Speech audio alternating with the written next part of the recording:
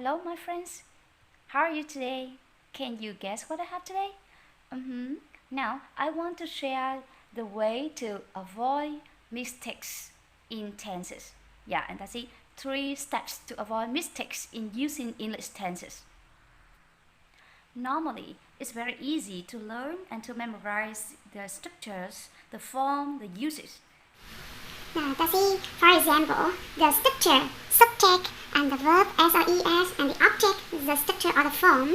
And that's it for the present simple. Then we learn the uses. Present simple used to talk about what happened every day, and the last we learn about the indicators. So we have some indicators like always or often. Okay, that is the indicator. So it's easy to remember the structures, the usage, and the indicators.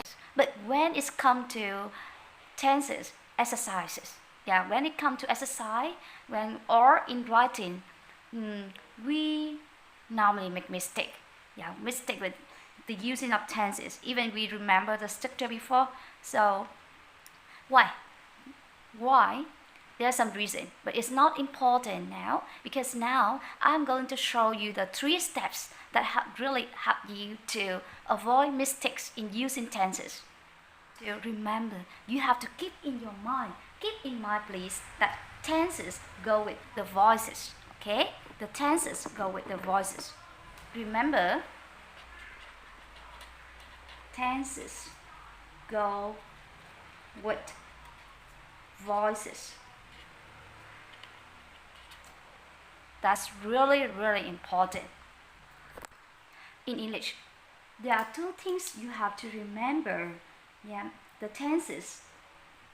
That's mean T. So it's go with the voices. That's mean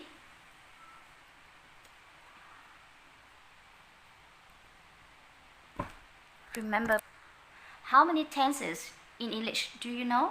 Normally we learned and we know about 12 basically tenses. I call it basically. Okay, like present simple, present continuous, simple past, simple perfect. And about the voices, how many voices are there in English? We have 2 voices. What's it? 2 voices. That is the passive and the active.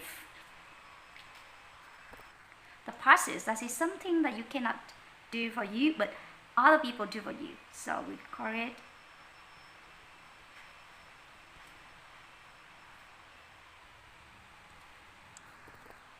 basically, there are 12 tenses in English and 2 voices in English. That's it, the passive and the active. Okay, so now it's time to go for the steps. Okay, step 1, 5 indicators to choose tense. For example,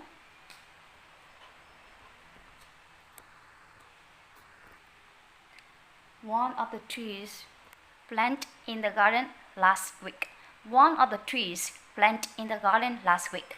So, can you tell me the indicators to choose the 10? That's the last week is the indicator. So that from last week, that's it for the simple past. Simple past. Now, step 2, you have to find the subject of the sentence. Find the subject of the sentence to make correct verb-subject agreement. So, the subject, let's see, the subject is one of the trees. Remember, the trees. Here, trees. Trees is not the subject, but one of the trees. So, how many trees? There's only one. One. Yes, so that means that is a singular.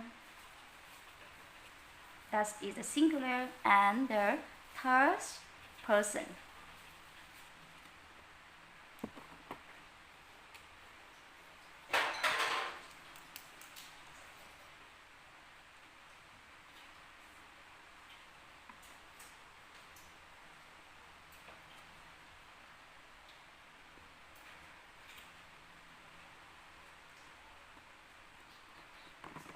Okay. Singular, the third person for the subject. And the last one, think of the voice. Find a suitable voice. Passive or active. Passive or active.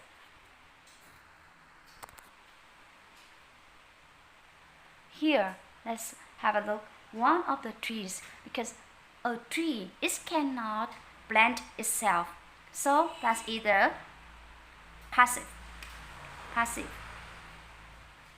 Okay, so correct sentence is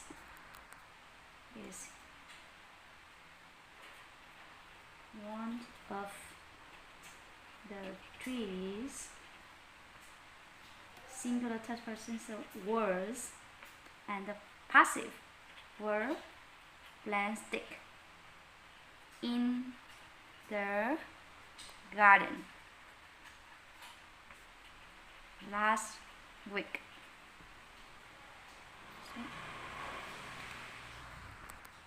Okay, one of the trees were planted in the garden last week.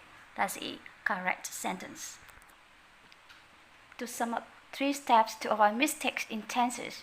So, number 1, find indicator to choose tense. Number 2, find the subject of the sentence. Number 3, find the suitable voice.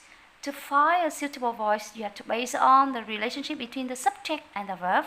So ask yourself the relationship between subject and verb.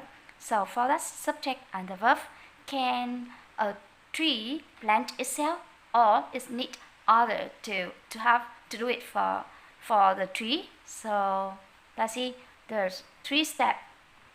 Yeah, 1, 2, and 3. And I think you will never make mistake in tenses if you are master the structure, the usage, and the indicators. As I told you before. Thank you and goodbye.